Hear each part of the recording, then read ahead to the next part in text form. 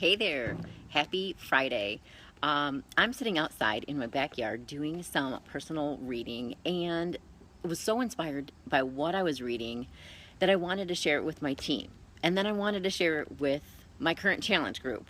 And then I decided, why don't I just do it on my Facebook Live and then I can share it to the different places that I think it would be helpful for so many people to see. So I'm going to try to keep it short and let you know kind of what I'm reading, what it was saying. I'm going to read a little bit from it and just share a little bit about how that impacts my life, and I hope it'll impact yours and be helpful to you. So if you're watching, ask questions, comment below where you're watching from. I'd love to hear from you. And I just love to see that you're doing okay this Friday. Hey Steve, I see that you're on. Thanks for watching. Okay, so I'm reading, it's called The Slight Edge by Jeff Olson. And I've heard of this book for a long time, but I had never started it before. And I really had been struggling a little bit over the past couple weeks and months, just with so much going on and feeling like, where's my focus with my family, with my business, with my team, with my own personal work as a coach.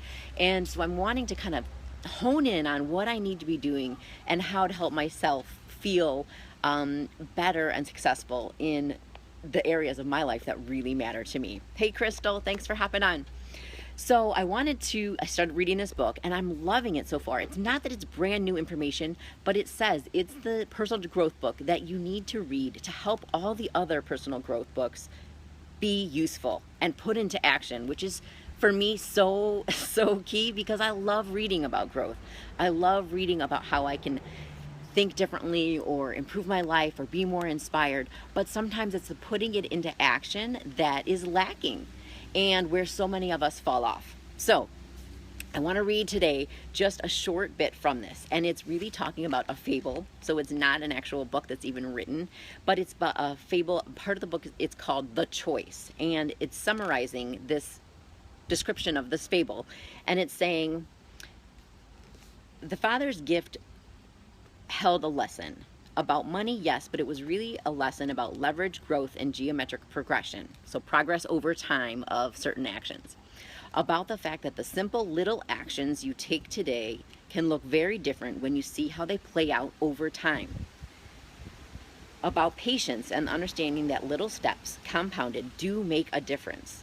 That the things you do every single day, the things that don't look dramatic, that don't even look like they matter, do matter.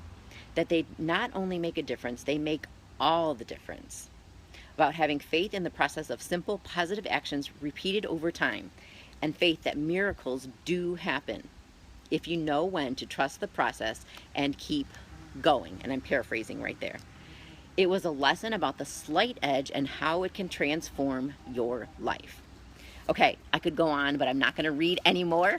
But for me, this makes such a difference, because with my son's autism program that we did over time, it wasn't about big magical work that was done in the playroom with him on one day and then we saw all this growth. Hey Debbie, thanks for hopping on, girl. It wasn't about that you'd see these huge dramatic things. I make those little things into big things and share them on my Facebook all the time, because for me they're so big, and for me repeating the celebration of those little things over time is what makes the big difference. So for us in our Sunrise program, it was the little things that we did day after day, hour after hour, time after time with our son to make the difference over the long run, over the past 7.5 years. In my business, it's not just that I do one thing and then it makes a huge deal over time, and then I'm at a full-time income from my business that I started on my phone by helping a couple people to lose weight and get fit. It's the stuff that I do day after day and time after time, again and again. And it's a reminder that when I don't do those things, it matters. It makes a difference. So, and it's in my own fitness when I lay off here and there and I make this small choice each day to add that ice cream, skip that workout, do that little bit. Don't fuel myself with the healthy foods that I know over time make a difference. So it's not that we can't ever make those decisions, but it's the recognition for me that all those little decisions in every area of my life do make a difference, and do lead to that positive progress and growth that I want over time.